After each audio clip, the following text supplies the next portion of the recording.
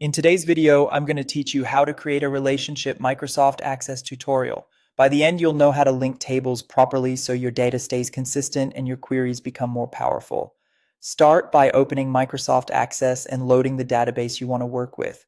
Before you do anything else, make sure every table in that database is closed. Access won't let you change relationships for tables that are currently open, so glance at the tab bar and close any that are active.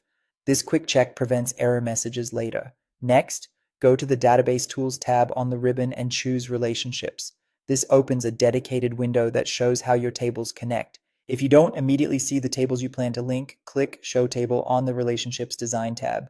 In the dialog that appears, double-click each table you need to include so they appear in the workspace, then close the dialog. Now you're ready to define the link. Identify the primary key in the table that represents the one side of the relationship. It's the field with the small key icon, typically a unique ID. Click and drag that primary key field onto the matching field in the related many side table. That matching field is the foreign key.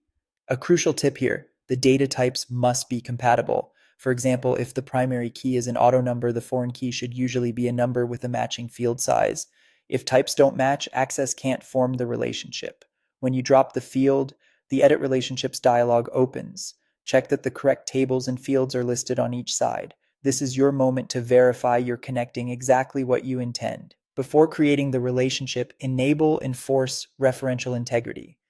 This setting is highly recommended because it keeps your data clean by preventing orphan records, entries in the many table that point to a non-existent record in the one table. If the option is unavailable, it often means there's existing data that doesn't line up yet, or the field types still don't match. Cleaning that up first will help.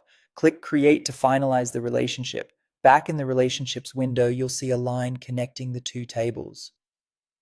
The symbols at each end indicate the relationship type, like one to many, confirming everything was set up correctly.